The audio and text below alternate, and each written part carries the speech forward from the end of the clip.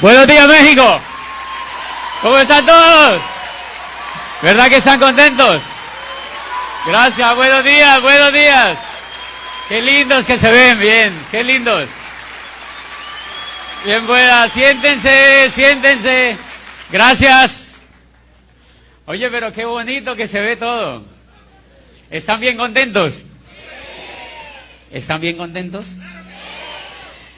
Me alegra muchísimo, muchísimo estar aquí. Gracias a Vladi, a Susana, a todos sus diamantes, a Lauro, a todos los diamantes que están en los grupos de ustedes y que nos hemos hecho tan amigos. Hace poco, yo llegué el martes de una gira que estábamos haciendo por Europa porque habíamos estado en el Club de Diamantes Ejecutivos y en el Club de Diamantes que se hizo en Barcelona y allá estuvimos con todos sus diamantes y cada vez que nos encontramos nos hacemos más amigos. Cada vez que nos encontramos nos hacemos más amigos y mi venida aquí a México radicó pues también porque una vez vine a Hermosillo. Yo nunca hubiera podido haber venido a Hermosillo si no es porque a mí me invitan a una conferencia hace como unos 2 añitos, ¿verdad? Y entonces ahí arrancó todo eso. Bien, vamos a arrancar con el seminario. Yo quiero saludar a los nuevos. ¿Dónde están los nuevos? Nuevos, ok. Levanten la mano los nuevos, yo quiero ver a los nuevos, ok, los nuevos, bien. Yo quiero que levanten la mano los que son profesionales, ok, qué poco. Después les digo, después voy a reírme bien bonito, ok. Bien, los que no son profesionales, levanten la mano también, ok, súper. Los que son empresarios. No, pero del negocio de los tradicionales, de los negocios tradicionales que tienen negocios propios. Ok, bien. Un gran aplauso para todos. Vamos a darle la bienvenida a todos los nuevos, a los nuevos. Bien. Y por último le vamos a dar un aplauso a los nuevones.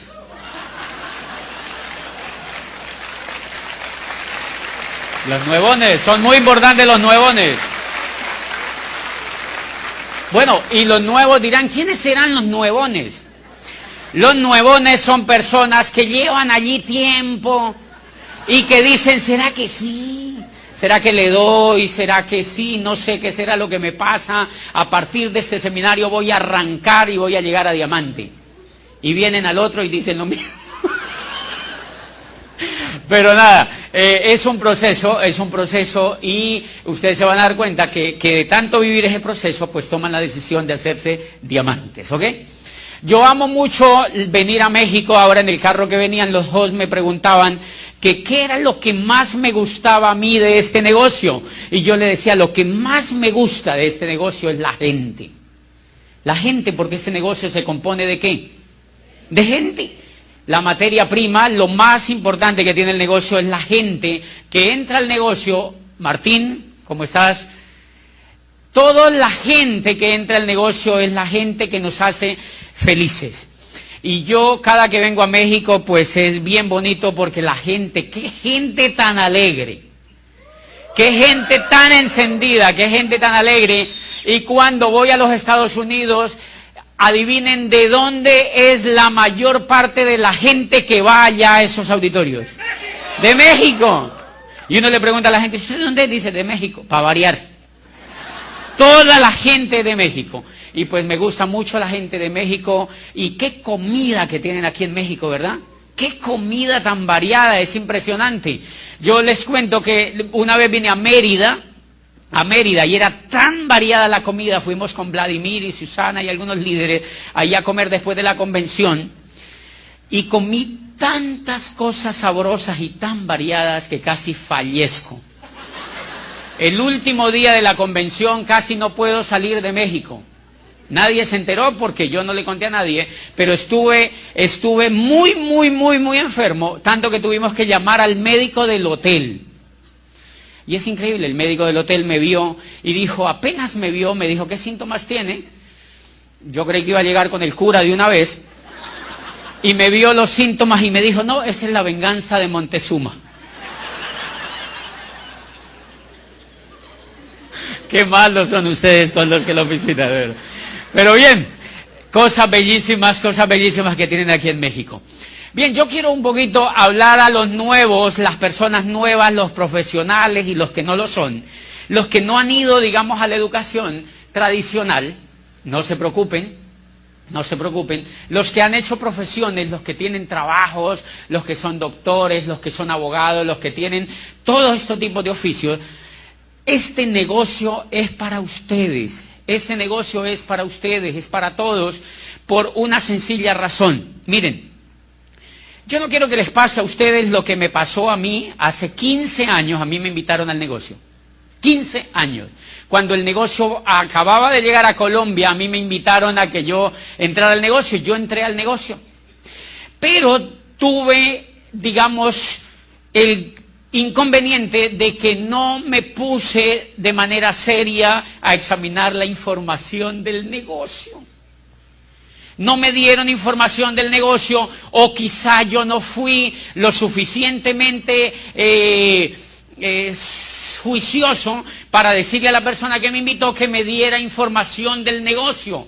Entonces, para muchos de ustedes, para los nuevos, para los que están aquí reencauchados o reinsertados en el negocio, o los que vienen, digamos, en un proceso que no les ha permitido calificarse todavía, puede ser bien importante este seminario, porque cuando yo ingreso al negocio, yo no tengo contacto con lo que hizo que yo hiciera el negocio de manera seria en la segunda etapa. A los 9 años volvieron y me invitaron al negocio. En la historia se van a dar cuenta, a los 9 años volvieron y me invitaron al negocio, y yo llevaba 9 años trabajando para otro, por idiota. Porque no fui capaz de pedir información correcta.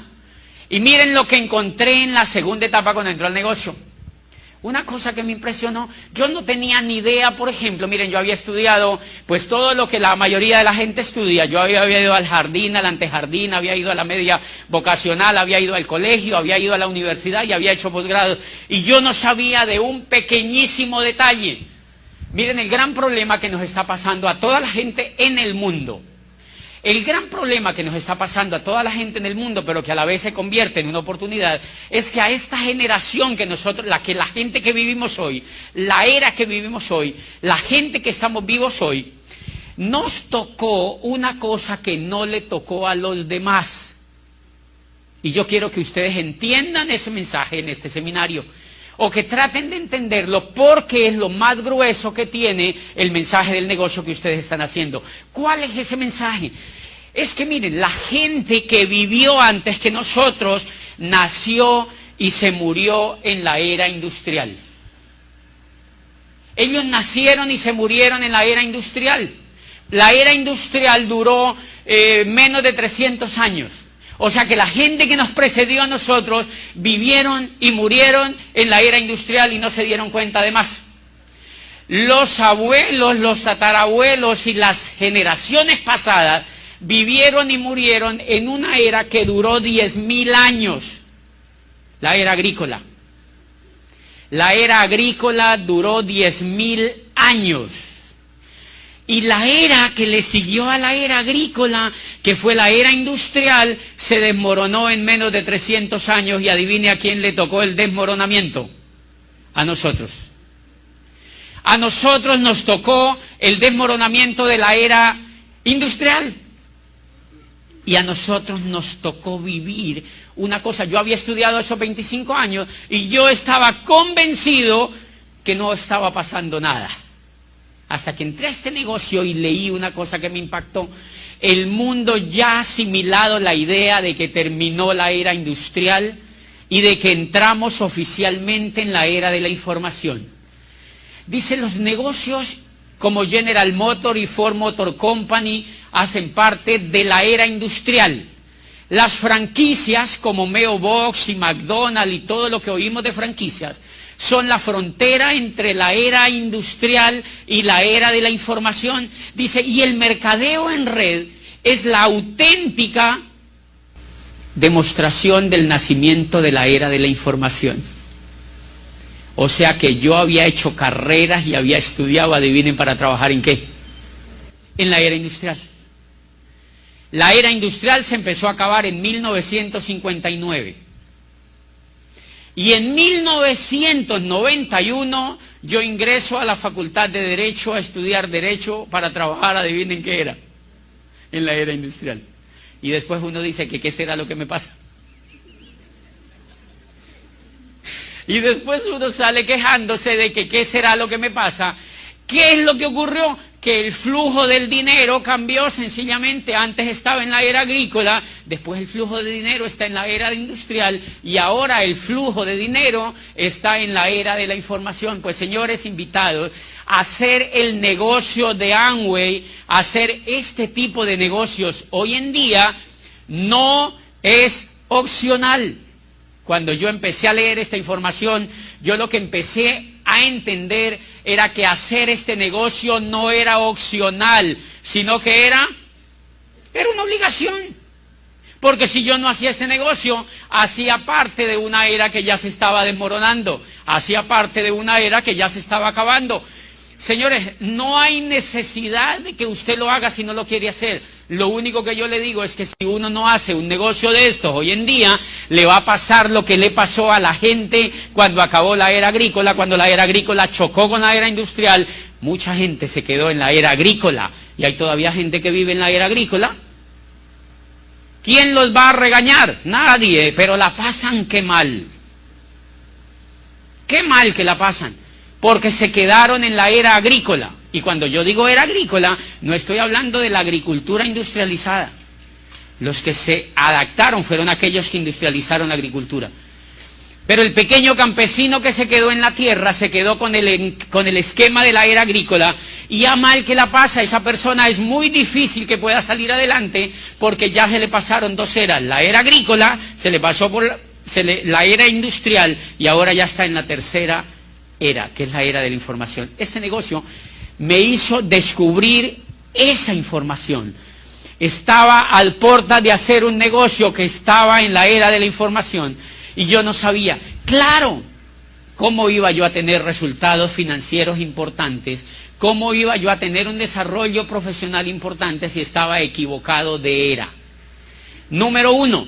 Y número dos, quiero que entiendan una cosa, que para que ustedes los nuevos y los no tan nuevos tomen decisiones de por qué correr el negocio, se tienen que hacer profesionales en el negocio.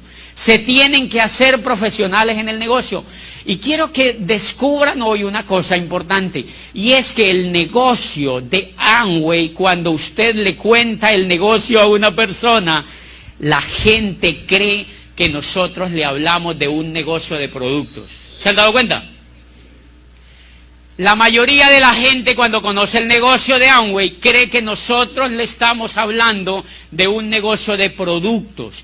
Y la gran mayoría de la gente reacciona de manera rápida diciendo que no les interesa, porque muchas veces nosotros comunicamos mal ese proyecto. Una de las cosas, y yo quiero compartirles hoy, una de las cosas que a mí me favoreció para levantar el negocio a nivel de diamante en una ciudad un poquitito más grande que Guaymas, tiene 280,000 habitantes, una ciudad donde nadie creía en esto, una ciudad que ya estaba completamente desgastada con el esquema del negocio, y yo lo pude levantar por una sola razón: porque me volví de alguna manera mejor comunicador que los que habían existido antes en el negocio. Cuando yo entendí que el negocio no era un negocio de productos, sino un negocio de información, allí cambió todo. Cuando yo entendí que el negocio era un negocio de información, entonces yo visitaba al doctor y yo no le hablaba de productos. ¿Adivine de qué le hablaba? De información. Ponía enfrente de él la información. Y adivine qué hace la información. Mueve los productos. Es raro, pero así ocurre. Yo empezaba a decirle a las personas de la información. Por ejemplo, compartirles que estábamos haciendo un proyecto, una empresa de construcción de redes, y que esa empresa pertenecía a la era de la información. Y resulta que la mayoría de la gente no sabía, como yo antes, que habíamos cambiado de era. ¿Han visto la gente cómo se queja? ¿Han visto la cantidad de gente quejándose allá afuera de la economía? Quejándose allá afuera de la economía. Señores, ¿quiénes de los de aquí son economistas? Levanten la mano los economistas. Ok, levanten la mano, déjenme allí levantada la mano los economistas. ¡Qué susto! Economistas, tengo que preguntar quiénes son economistas, porque lo que les voy a contar tiene que ver con la economía. Una de las cosas, ¿cómo ustedes pueden entender esto? Abogado, rector de una universidad, con posgrados, y yo no sabía el juego de la economía. La economía es un juego. ¿Sabían ustedes eso? La economía es un juego que lo que pasa es que la saben jugar unos pocos. La economía es un juego que lo saben jugar unos pocos, y sencillamente los que no la aprenden a jugar se atienden a las consecuencias. Se atienden a las consecuencias. Les voy a contar un poquitito en qué consiste ese juego. Miren lo que pasa. La era industrial, el motor de la era industrial fue el capital, ¿recuerdan? El capital, por eso se llamó la era capitalista, porque quien mandaba en la era industrial, ¿quién era? El que tenía capital, era el que tenía capital. Y entonces mire lo que ocurrió. Claro, la gran guerra en la era industrial fue por el capital. Los únicos que podían ser ricos en la era industrial eran los que tenían capital para montar una industria. El resto tenía que dedicarse a trabajar. El resto tenía que dedicarse a trabajar. Entonces en la era industrial montaron pequeñas industrias y grandes industrias, pero en general negocios que fueran capaces de capturar dinero. Porque el papel, la ley de la era el capital. El que tuviera capital tenía poder. Y entonces hubo algunas personas que entendieron la forma de ganar capital y otras no lo entendieron ni nunca lo quisieron aprender. Dentro de esos, los economistas.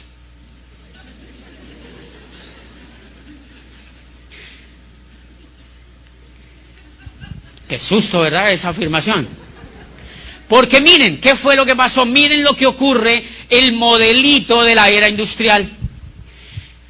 Cuando el modelo, no solamente la educación tradicional, sino todo, lo que educa, que es la tele, que es la gente, que es la asociación, que son las relaciones entre nosotros mismos, todo eso educa, no es solo la escuela, todo educa. ¿Cómo empezó a funcionar eso? Miren, recuerden que la era industrial se raptó muchas de las cosas privadas que nosotros teníamos. Antes de la era industrial, adivinen dónde cuidaban los enfermos. En la casa. Pero alguien, un capitalista, armó una cosa que se llamó hospital. Y le dijeron a la señora, no cuides a tu papá, tú no puedes. Ándate a trabajar y yo te lo cuido. Aquí te lo mato. Nosotros te lo ayudamos a matar acá. Entonces mandaron a la señora a trabajar y ellos armaron un negocio para cuidarle al papá. Antes los enfermos los cuidaban en la casa. Yo les hago una pregunta. ¿Dónde creen que se cura más rápido un enfermo? En la casa. ¿Sabían ustedes que el mayor flujo de enfermedades son enfermedades que tienen relación con problemas emocionales, con problemas de afecto, con problemas psíquicos, con montones de cosas que vienen del cerebro? No se imaginan la cantidad de sanidad que hay cuando hay afecto. Imagínate uno bien enfermo físicamente, y que se lo lleven a una fábrica de esas. ¿Vieron cómo armaron los hospitales? Como fábricas. Como fábricas. Y uno llega, ¿han visto lo que hacen con un enfermo? ¿Tienen anestesia? No, sin anestesia. O sea, el campo de la salud se volvió cruel. se volvió cruel porque todo el mundo empezó a demandar ese servicio que se llamó salud y armaron fábricas. ¿Qué hicieron los ricos de la mayoría de ciudades? Yo me voy a armar otra clínica. Entonces armaban una clínica aquí y le ponían otra clínica al lado. Clínicas, clínicas, clínicas, porque ese era un gran negocio. Señores, ¿quieren que les diga una cosa? Apenas empieza a terminarse la era industrial, a mí me impresiona en Colombia lo que está ocurriendo. Hay programas enteros del sector salud donde hacen que las personas les instalan los aparatos en la casa y los vuelvan a cuidar en la casa. Porque por un lado están saturados y por el otro lado han admitido que es mucho mejor que los enfermos los cuiden en la casa. ¿Qué pasó con la educación? Con la educación pasó igualitico. Antes de la era industrial, la educación la hacían con profesores personalizados. Entonces, cuando tú tenías un niño, ¿quién lo educaba? Un profesor que sabía, normalmente a veces la mayoría de veces era gente exitosa, que educaban a niños y que iban a educarlos a la casa. ¿Y quiénes eran los únicos que podían pagar eso? Los ricos. Los pobres no podían educar a los hijos porque los ricos podían pagar eso, ¿ok? Y así Aristóteles, por ejemplo, fue llamado por Filipo de Macedonia para que educara a Alejandro Magno. Entonces el profesor de Alejandro Magno fue Aristóteles. Y Aristóteles le mostraba al pequeño Alejandro el mundo que él podía conquistar cuando fuera el rey de Macedonia. O sea, literalmente la educación le dañó el coco a Alejandro Magno. ¿Qué pasa hoy con nuestros niños? Nosotros los mandamos a una fábrica que se llama educación para que los eduque un empleado. Miren el cambio que tuvimos. Los padres tienen los niños, le dijeron a la señora, tranquila, tenga los niños, váyase a trabajar y nosotros se los educamos. Y los profesores son empleados. ¡Qué susto eso! Los profesores son empleados, entonces ese empleado no tiene la capacidad de dañarle el coco al niño. Porque el empleo, señores, fue el estadio en el que evolucionó la esclavitud. Qué pena, pero así fue. Yo por eso dejé eso hace rato. El empleo fue la evolución de la esclavitud. Recuerden que antes de la era industrial, la gran mayoría y mucho al comienzo se trabajaba a través de los esclavos. Ser esclavo en aquella época era genial. De verdad que era genial, porque al esclavo le daban el techo, le daban la comida y le daban el vestido. Sí, de vez en cuando le pegaban. Sí, le pegaban sus palmadas de vez en cuando. Pero en general el esclavo estaba protegido. Miren lo que hicieron cuando empieza la era industrial. Los liberaron y les dijeron que ahora eran libres y que ahora se tenían que poner a trabajar como empleados. Porque no era negocio mantener toda esa gente, darle ropa, techo y comida. Entonces al señor le dijeron, váyase a trabajar donde otro y yo te pago. ¿Cuánto? Lo que a mí me dé la gana. Pero eso sí, eso que yo te pago, tú te lo vas a gastar en cultura, en educación, en ropa, en salud y en vacaciones. Y a la gente le empezaron a pagar tan poquito que montones de gente empezó a morirse de hambre en las calles de Florencia, de París y de Roma.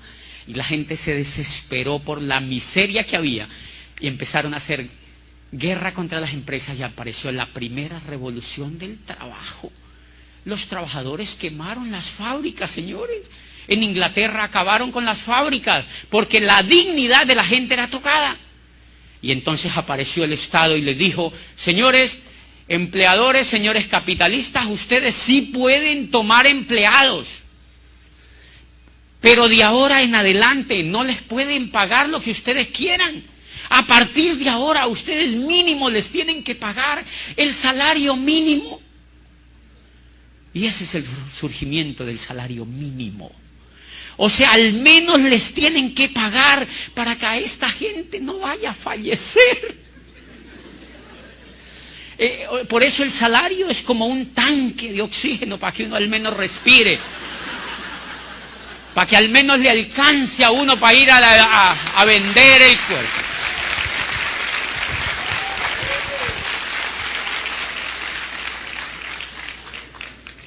Por eso el salario mínimo fue tan bajo. Y les pusieron otra condición. Número 1, le van a pagar el salario mínimo. Número 2, no les pueden pegar. Por eso es que a uno como empleado no le pegan. Si les pegan, denuncien. Eso no se puede hacer. Por eso como empleado a uno no le pegan. ¿Cómo le empezaron a pegar? Emocionalmente, ya no le pegan físicamente. Les pegan emocionalmente, les dicen: señor José Bobadilla, si usted no rinde y no hace lo que yo le diga, hay 5,000 salchichas allá afuera esperando por su puesto. ¿Y uno qué hace? Sí, señor. Por una sencilla razón, porque a nosotros nos educaron para que siguiéramos siendo esclavos. El modelo educativo tradicional que armó la era industrial fue un modelo educativo armado para mantener a la gente en la esclavitud. Lo que pasa es que la gente no se dio cuenta. Ahora ya el esclavista no fue un señor, sino una cosa que se llamó dinero. El esclavista ya no fue un señor determinado, sino una cosa que se inventaron comenzando la era industrial, que nació en Florencia renacentista y que nació en la Italia del Renacimiento, y fue el poder del dinero y el poder de la deuda para humillar a la gente y para esclavizarla. Y entonces arrancó el juego. ¿Cómo arrancó el juego? El rico montó su salchichería para educar a los niños, así como el otro inventó la clínica para curarte el enfermo. Bien, y el niño entonces lo mandamos a ese sitio. ¿Quién no lo educa? Un empleado. ¿Ese empleado es un soñador? No, que va, ese empleado le da el sueño. Uno va y ve a esos profesores. ¿A qué hora marcarán las 6 para salir corriendo de aquí? Señores, porque allí no hay soñadores. Si ustedes van a cualquier modelo educativo tradicional, ustedes allí no encuentran soñadores, porque son empleados. Los empleados están educados para no soñar. Los empleados están educados para no rebelarse. Los empleados fueron educados para no romper el molde. Entonces el papá manda a su niño a ese establecimiento y empieza a pagar. Normalmente el papá es empleado. Manda a su hijo a que se lo eduque un empleado. Él trabaja para otro. El profesor también. ¡Qué cuadro más lindo! El papá trabaja para otro, el profesor también, y ahí hacen equipo. Y el papá manda a su hijo, lo mandan, despiertan estos niños a las 5 de la mañana, los mandan a estudiar. El niño no quiere ir, porque el niño chiquito, adivinen qué quiere hacer: dormir. Porque en la etapa de cuando uno está chiquito, lo que se le desarrolla es el cerebro. Y en cambio esta educación puso a los papás a que se madruguen, los bañen, les den unas palmadas en las nalgas y les digan: se va a estudiar. ¿Por qué, papi? No quiero ir. Porque yo quiero que seas como yo. No.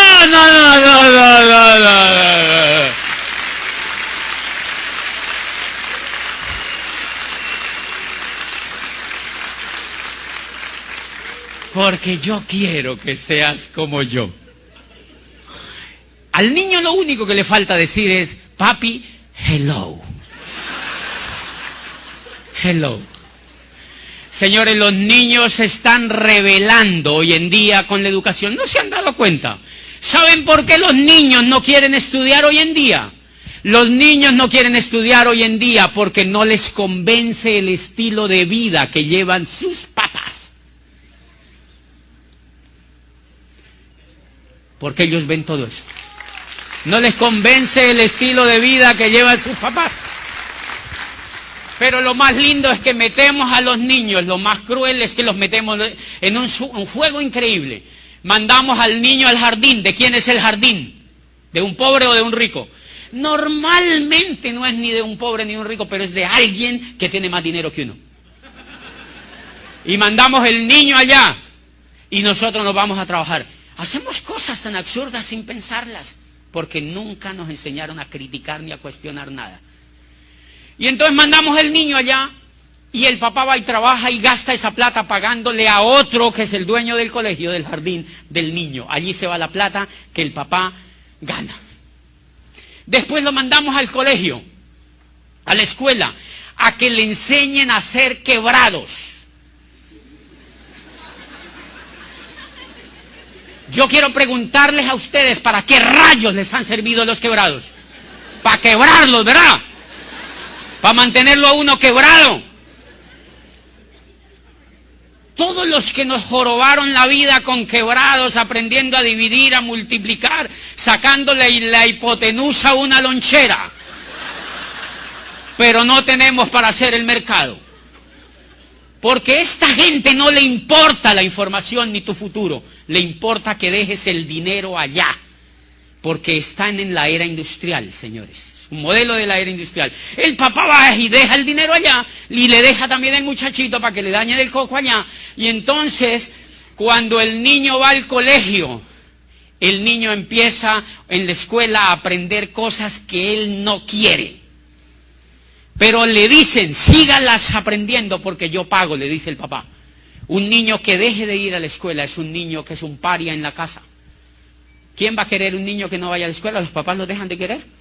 El niño se siente presionado por la familia para ir a todo ese tipo de cosas. Y el niño lo mandan a las 7 de la mañana y lo sacan a la 1. Lo levantan a las 7 y lo sacan a la 1. Adivinen que está formando una mentalidad perfecta de empleado. El niño tampoco se puede revelar a la profesora, porque si él se le revela a la profesora hace un informe y se lo manda al papá. Un esmeralda mío de Bogotá, que es espectacular, tiene un niño chiquito. Lo mandó a unas cosas de estas. El profesor le manda un examen. El niño es súper inquieto, es súper brillante, como casi todos los niños. Y el niño se le enfrenta un poco a la profesora de manera respetuosa. Entonces la profesora manda una nota donde el papá y le dice que lo mande donde el psicopedagogo. Y el papá lo lleva donde el psicopedagogo y siguen el proceso y terminan formulándole una pastillita al niño. Y entonces yo le digo al papá, es para que se vuelva idiota como tú. Porque el niño quiere ser como Tomás Alva Edison. Por eso hay tan poca gente triunfadora, porque el niño ya lo están matando desde allí. Pero el tema viene a que el niño se mete en ese proceso y termina en la universidad. ¿Por qué termina en la universidad? Porque todo el mundo le ha dicho que tiene que hacer una carrera. Y el papá colgado no puede pagar la administración. Yo conozco médicos jodidos. No pueden pagar ni la... Hoy en día en Colombia a un médico le pagan 800, por ahí $500. ¡A un médico! Pero la gente le sigue apostando al mismo modelo. Y miren lo lindo, cuando el niño, supóngase que el niño paga él ya la universidad, porque hay niños como yo, que me fui de mi casa, yo también me fui a hacer la carrera, y entonces yo me la pagaba. Normalmente yo veía compañeros que el papá les pagaba la carrera, otros que no se las pagaba el papá. Y cuando esa carrera tú la pagas, o si no tienes plata y la pagas en una cosa privada, tú te endeudas. ¿Se ha dado cuenta? Te prestan el dinero, no importa. Me impresionó en Chile, yo voy mucho a Chile, y en Chile encontré en una universidad costosísima que los muchachos firman, los papás de los muchachos y ellos mismos, firman un documento pagaré por toda la carrera. Y si ellos no vuelven a ningún semestre, si se retiran, pagan toda la carrera. O sea, eso funciona en diferentes países de manera diferente, pero allí es así. Si tú te matriculas a un semestre, pagas todos los semestres y no vuelve. Problema tuyo. Te tienes que hacer salchicha. ¿Entiendes? Tienes que hacer el proceso y tienes que hacer el proceso. Pues bien, mire lo interesante, el juego consiste en que en el jardín el papá le paga, en la escuela el papá le paga, y en la universidad puede que el papá le paga o el niño paga, el muchacho paga. Cuando termina la universidad el muchacho sale con una deuda. Sale entrenado ya. Sale con una deuda. La cruz a cuesta, pero profesional. Y uno sale con una deuda, ok.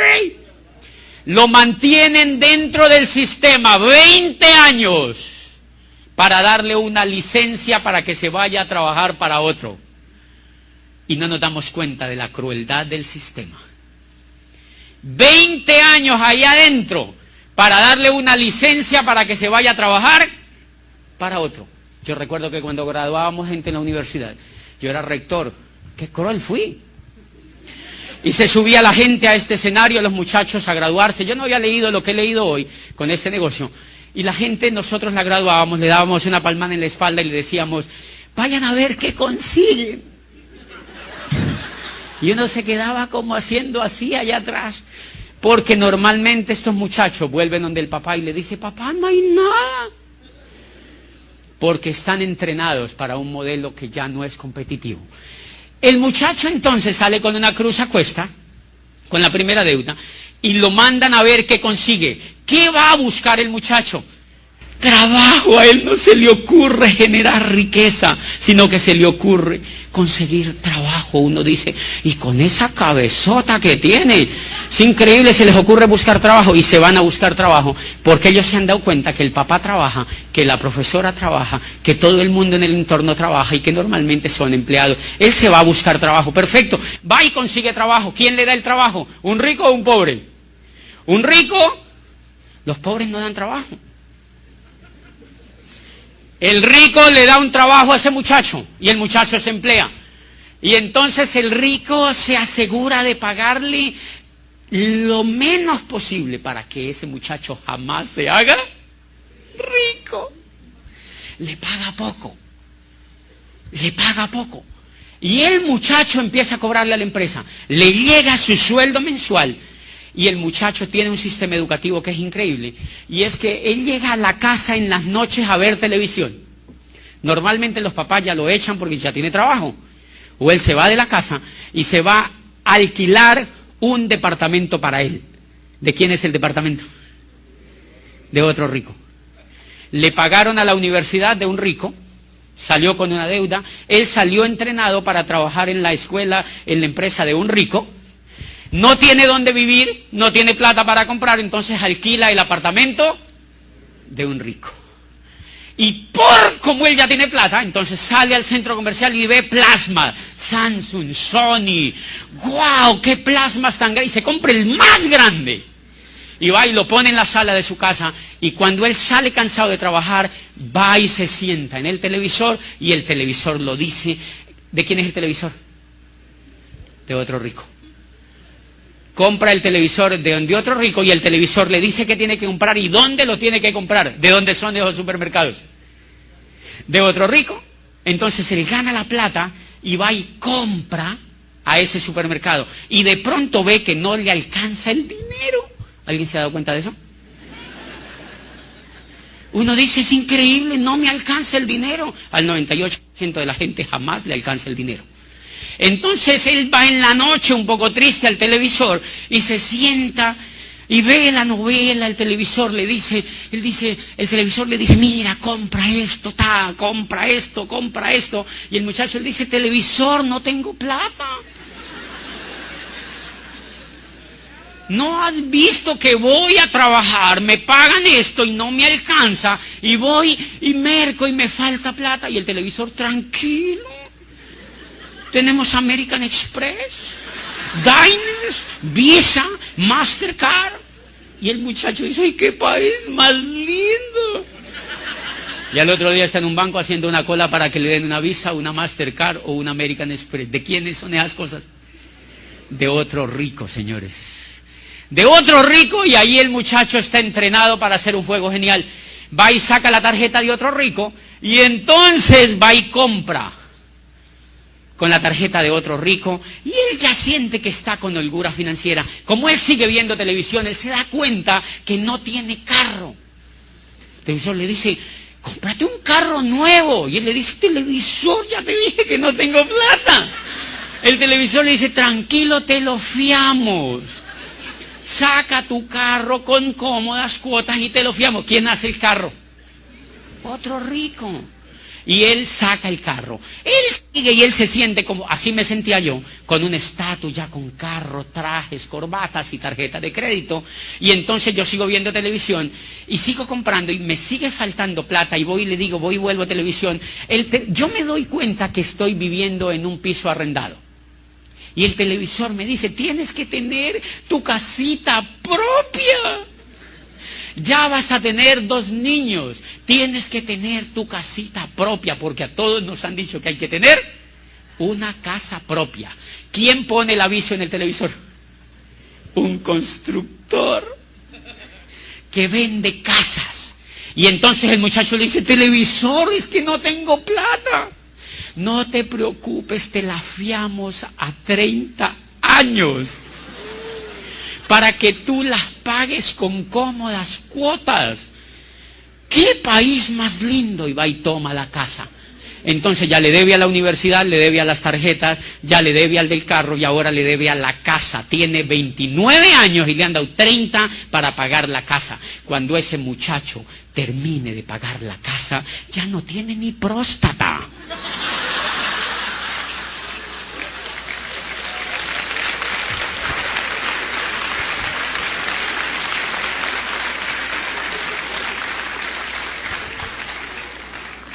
¿Se dan cuenta cómo es el juego?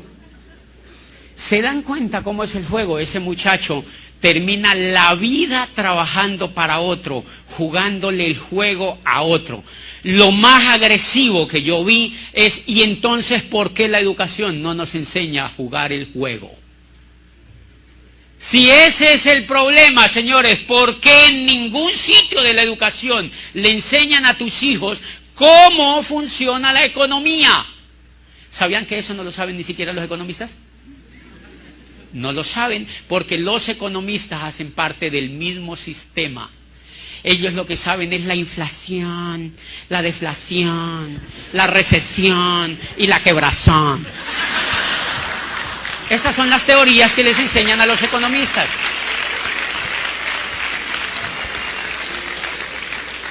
Pero jamás le han dicho a esta gente que esa cosa que se llama economía es un juego que alguien lo manipula, que alguien lo maneja, y ese juego se llama economía. ¿Cuán caro nos cuesta que no nos enseñen a manejar el juego de la economía desde la educación, señores? Por eso la educación que está diseñada, en la que van la mayoría de los hijos, en la que fuimos la mayoría de la gente, es una educación diseñada para ser pobres. Es una educación diseñada para que la mayoría de la gente se quede pobre. Y si no me creen a mí, pues ojalá me crean, pero si no me creen a mí, léanse un libro de Robert Kiyosaki que se llama La conspiración de los ricos, donde dice expresamente que el modelo educativo que impera en todo el mundo occidental es un modelo educativo que lo armaron en los Estados Unidos simplemente y lo exportaron a todos los países, todo el mundo lo copió, que radica en que simplemente a la gente no se le da información financiera. Y el negocio consiste, entre más analfabetas financieros formen, mejor. ¿En qué se sustenta la economía norteamericana? ¿En la deuda? Miren los informes, sale el presidente, dice, la gente está consumiendo un poco más y el crédito se ha disparado. O sea, la gente sigue siendo idiota. La gente se está endeudando. ¿Sabían ustedes que en Estados Unidos y en cualquier país de lo de nosotros, si la gente se deja de endeudar, la economía perece? Si la gente se deja de endeudar, la economía perece. Primer mensaje de esta tarde. Este negocio, el que usted ingresó, le va a enseñar a jugar ese juego.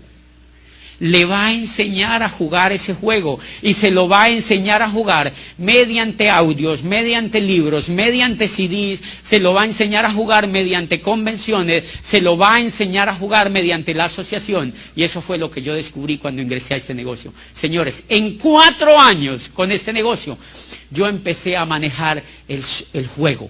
Empecé a manejar el juego. Antes, cuando yo iba a mi cuenta, me deprimía. Ahora cuando me deprimo, voy a mi cuenta. Porque aprendí a manejar el juego. Porque aprendí a manejar el juego, señores.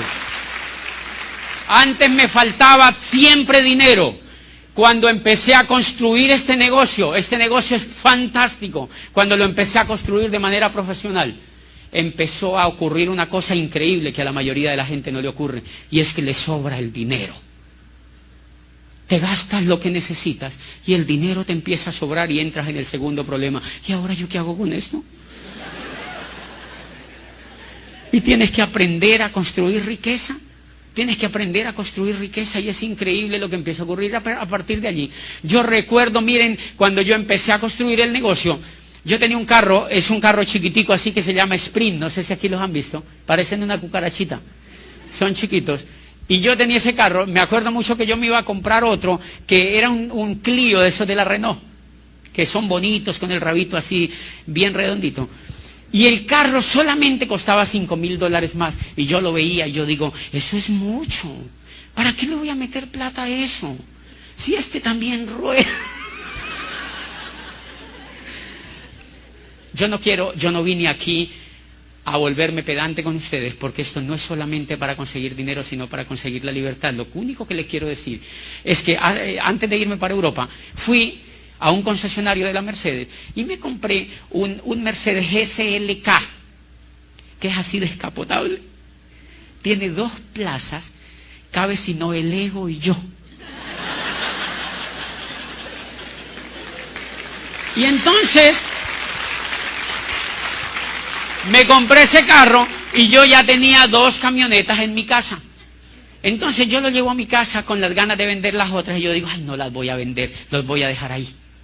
Pero hoy cuando yo me subo a esos carros, yo digo, es increíble, yo cómo andaba en esas porquerías antes. ¿Cómo andaba yo en esas porquerías que casi se veía la tierra desde el carro? ¿Qué cambió? La relación que tenía con la economía. La relación que tenía con la economía. Señores, fundamental, este negocio se hace para generar libertad. Este negocio se hace para generar libertad. Una vez un ser humano empiece a generar libertad, ese ser humano empieza a humanizarse y ese ser humano empieza a ser más feliz. Es increíble la felicidad que yo estoy en ese negocio. Se ha incrementado en un índice impresionante desde que empecé a entender que el control del fuego lo tenía yo. Y es increíble lo que pasa. Edúquense en el negocio, porque las crisis que vienen van a ser aterradoras. La era industrial, como nos tocó el cruce de la terminación de la era industrial y el nacimiento de la era de la información, el empleo cada vez va a ser más degenerado. Cada vez el empleo va a ser más degenerado. Les pongo un ejemplo. En Chile aprobó el gobierno una ley que permite contratar a los muchachos que salen de la universidad sin pagarle prestaciones sociales. Legal. 0 prestaciones sociales. Yo no sé si en México ya hay atisbos de eso. Pero para acá viene todo eso porque eso se lo copian. Chile es el espejo de las leyes en América Latina porque es la tierra de don Andrés Bello. Entonces los congresistas, por no usar el coco, copian las leyes. Dicen, ay no, eso allá ya funciona, traigámosla para acá. Normalmente eso lo empiezan a copiar y en Colombia lo copiaron, ya está en Colombia y lo usan a través de cooperativas. La gente la contratan a través de cooperativas para pagarle 0 prestaciones sociales. El regreso de la esclavitud otra vez. Señores, es imperativo aprender a tener un negocio propio. Y entonces yo quiero, ¿quién me da tiempo, por favor, de los que manejan el asunto? Es que sí, pero no se ve nada. Ok, ya estoy aquí. ¿Quedan claras esas 2 cosas? Número, el juego de la economía. Por eso yo entendí que no tenía que perder el tiempo. Por eso yo cuando veo gente que está haciendo el negocio, yo le digo, ¿en qué vas? Y dicen, no, ahí probándole, ahí intentándolo. Digo, él no ha entendido. Mi no entender. Esta persona no ha entendido. Y yo quiero que anoten una cosa, pero yo se la voy a explicar porque me da susto que ustedes no se la lleven de Granada. El negocio de Amway no tiene nada que ver con vender. Qué susto, ¿no? Ustedes han notado que la mayoría de la gente allá afuera dice, ay no, a mí no me gusta vender productos. Ese es el quiz de todo el negocio. La gente cree, sí, el señor es un abogado prestigioso y está así todo bonito en la oficina y yo voy y le muestro y dice, ay, ¿yo cómo voy a poner a vender los tarros? Le da susto, porque él ve la visión que tiene del negocio, él cree que es para vender productos. Señores, el negocio no tiene nada que ver con vender, el negocio tiene que ver con entender. ¿Está enredado?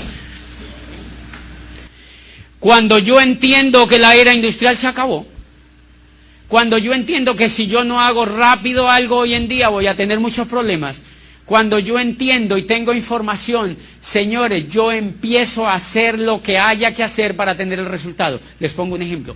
La mayoría de la gente, señores, tiene problemas en transmitir el negocio. A mí me dicen, ¿cuál es la mayor dificultad que usted tuvo en el negocio? Y la mayor dificultad es saber comunicar el negocio. Esa es la mayor dificultad, es saber comunicar el negocio, porque en la comunicación del negocio es donde la gente a uno le saca la lengua. Ahí es donde la mayoría de la gente se estrella porque no ha aprendido a comunicar el negocio. Les pongo un ejemplo. Yo tengo un médico en una ciudad de estas, un médico prestigioso. Yo quiero contarle el negocio. El señor médico, gineco, no sé qué rayos, se las conocía todas en esa área.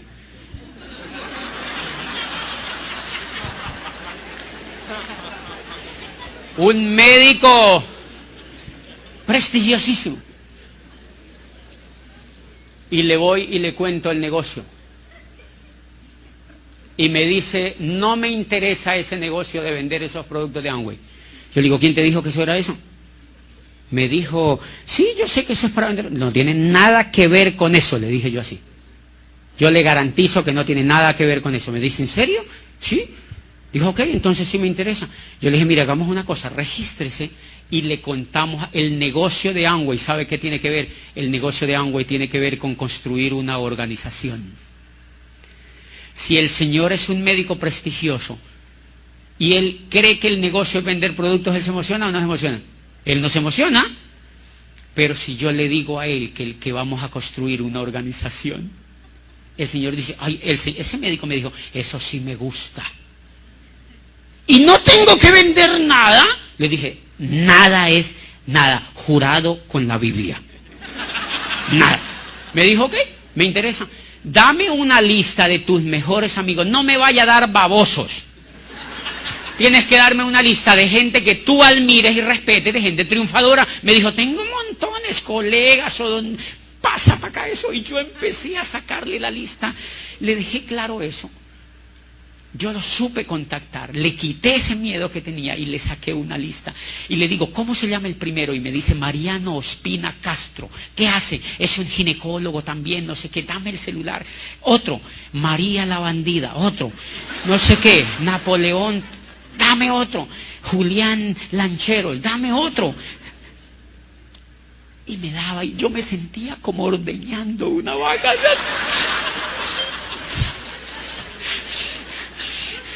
Cuando ya tenía las tetas bien secas,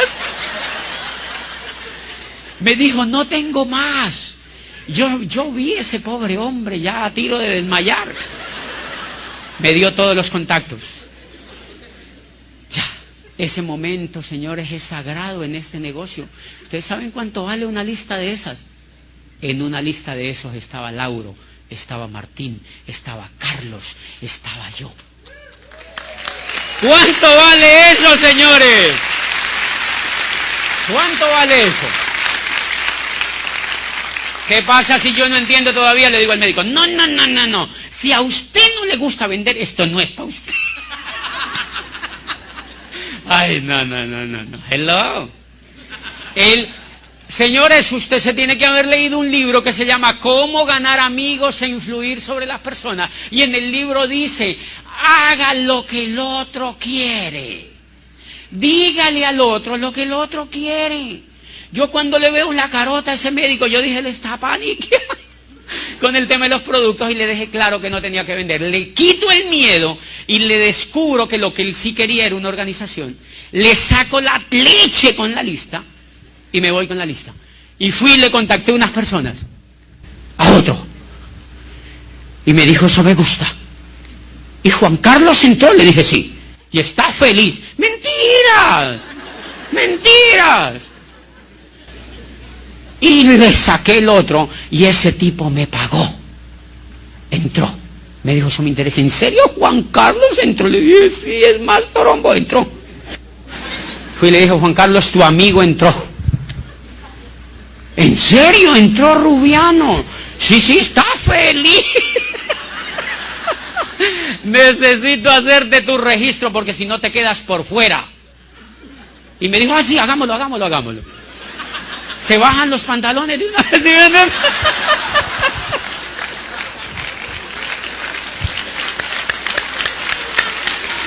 No era que no quería. Y me dijo, listo, hagámosle. No era que no quería. Y lo dejé allí. Me hago amigo del Señor y el Señor me arma una reunión. Me armó una reunión y allí auspiciamos como 4 personas. Y uno de estos se disparó a dar planes. Y uno de estos le gustaron los productos y no tenía ningún problema con vender productos, ni con facturar, ni con visitar gente. No, quería el resultado. Y entonces, ay, qué lindo esto. El médico Juan Carlos, una noche del cierre, íbamos llegando a 2.800 puntos. Y yo le decía a la mujer, dile que se meta a la página. Malo yo. Se metieron a la página. Y el médico me llama y me dice, oye, hay 2.800 puntos. Yo le digo, ¿y tú qué crees? Y me dice, pues que estoy ya por encima del 12. Yo le dije, claro, está llegando al 15. Está llegando al 15%. Y me dice, ¿será que llegó al 15? Yo le digo, yo no tengo ni idea. Yo no tengo ni idea, pero está pendiente de la página. Yo sí tenía ideita. Y entonces el médico, pasamos como a 2.900 puntos y me dijo, faltan 1.100 puntos.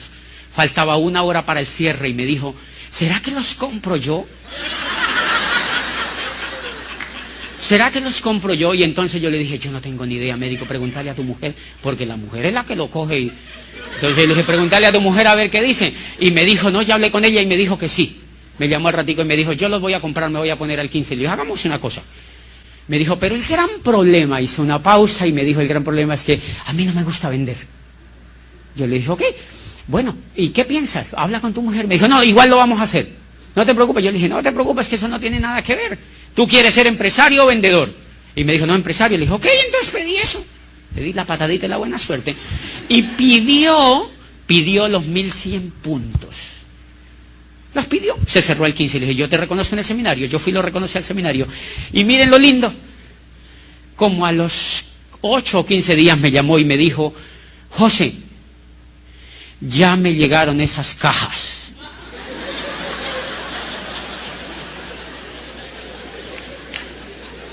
No sé qué hacer con esos productos. Mi mujer ya me empezó a dar cantaleta con eso.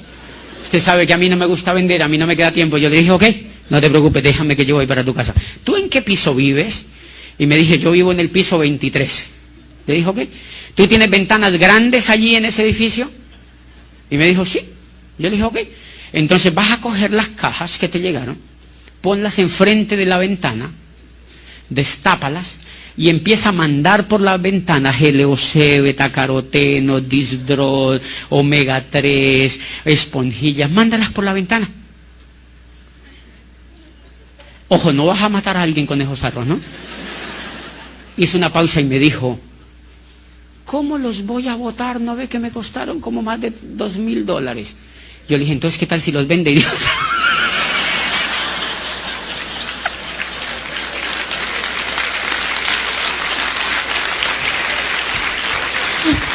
¿qué tal si ¿Qué estoy haciendo con el médico? Diciéndole al médico que su coquito no tiene actitud empresarial. El negocio es mover volumen. Yo no sé cómo tú lo vas a mover, que lo vas a vender. Te felicito. Que lo vas a tirar por la ventana. tengo ni idea qué vas a hacer, pero el negocio es mover volumen, no sé si me entienden. Ese médico, quieren que les diga una cosa, el siguiente, yo empecé a trabajar más el grupo, es una de las patas mías de ejecutivo. Es una de las patas mías de ejecutivo. Yo seguí trabajando el grupo y al otro cierre le dije, médico, tienes que estar en la jugada, porque si no te toca zumbarte otros 2.000.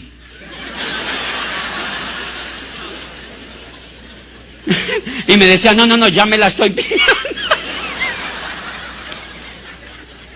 Y adivinen qué hizo, señores. A partir de ese momento, el médico se mueve un 9% personal hacia arriba. Y me dice, es lo mejor que me ha pasado en mi vida. Nunca antes estábamos tan felices haciendo algo con mi mujer como en este negocio que tú me has presentado. ¿No era que no quería vender? Se dan cuenta que el negocio no es vender, el negocio es entender. En ese lapso de tiempo, en la llegada de los productos, en la tirada por la ventana y en todo eso, el señor se oyó más de 30 audios. Y yo le llevaba audios a la casa y él se los escuchaba. Y empezó, yo antes iba a pedirle cita, adivine quién las pide ahora. Él me dice, mi diamante, ¿cuándo me atiende? Y yo lo atiendo. Señores, yo voy y le dejo paquetes de audio y miren que cambió su manera de pensar. ¿Por qué? Porque empezó a entender. Empezó a entender que él tenía que hacer este bendito negocio. Él empezó a entender que él tenía que hacer este bendito negocio y creó una organización. Empezó a crear una organización. Una de las cosas que tiene este negocio es que nosotros tenemos que volvernos buenos comunicadores. Clave, clave. Mucha de la gente la matan. Yo veo que esto sube en lugar de disminuirme. Quiero que me ayude de verdad alguien que controle el tiempo para no irla. ¿Voy bien? ¡Qué susto! Okay. Una de las cosas, señores, que la mayoría, todo el mundo necesita hacer este negocio, pero todo el mundo no lo va a hacer, porque no todo el mundo está dispuesto a entender ni a educarse, ni a tener la disponibilidad. Y muchas veces uno de Apple los mata. Miren, la mayoría de la gente, ¿qué pasa si yo voy a auspiciar a la señora y la señora es una ejecutiva de un banco? Y yo le digo, señora, ¿le gusta el negocio? Sí, me gusta. Bueno, usted tiene que ir a una orientación empresarial cada 8 días. Usted tiene que ir a un seminario cada mes. Usted tiene que ir a una convención, normalmente no es en su ciudad, y usted tiene que pagar la entrada, y usted debe comprar un paquete del mes que se llama PEC. ¿Qué creen que dice la señora?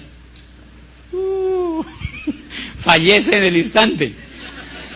¿Sí me entienden? Fíjense que es sutil, matamos a la gente por errores sencillos de comunicación. La señora sí quiere hacer el negocio, pero yo tengo que tener algún elemento que me permita, número uno, y nunca se les olvide de esto, yo me tengo que hacer amigo de ella.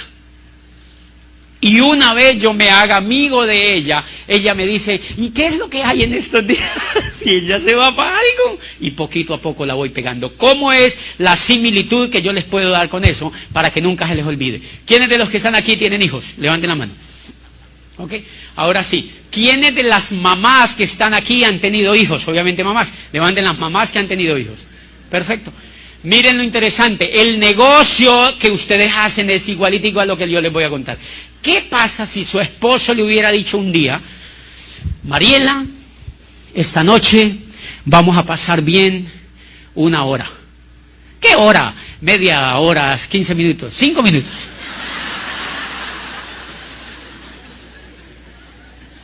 Pero yo no he dicho haciendo qué. Mariela, vamos a pasar bien ese tiempo. Después, tú vas a empezar a sentir mareos. Al otro día, en la semana, vas a empezar a sentir mareos. Va a empezar a crecer dentro de tu vientre un bebé, un nuevo ser humano. Y tú vas a estar maluca desde allí, vas a tener problemas de salud. Tu vientre va a empezar a aumentar. Tus caderas se van a anchar. Las venas de las piernas se pueden brotar y tú puedes empezar a caminar así. No puedes comer todo lo que quieras porque no te puedes engordar, ni puedes tomar ningún medicamento así estés enferma porque puedes dañar el bebé que va por dentro. Te tienes que aguantar con eso 9 meses y al cabo de 9 meses hay dos posibilidades. Número uno, te van a abrir el estómago con una navaja, te van a hacer una cesárea y te van a sacar un niño. Tu vientre nunca va a volver a ser igual porque te van a cortar el estómago. Y número dos, lo puedes tener de forma natural, que no es otra cosa que es más o menos la sensación como cogerse el labio y darle 3 vueltas así.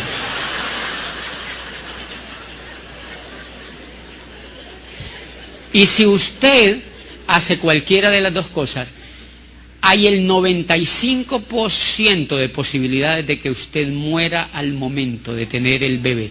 Pregunta, ¿alguien hubiera querido quedar en embarazo? Ninguna hubiera querido quedar en embarazo. ¿Por qué quedaron en embarazo? Porque nunca se lo dijeron. Porque usted no sabía lo que subía a pierna arriba. A usted nunca le dijeron que usted no solamente iba a vivir eso, sino que se tenía que estar con el muchacho hasta que tuviera 30 años, dándole chuchu. Nadie hubiera querido quedar en embarazo. Igualitico es el negocio de Amway. La gente de allá afuera quiere el negocio. La única habilidad que uno tiene que despertar en uno es la habilidad de dejarlos en embarazo. Nos vemos en la segunda parte.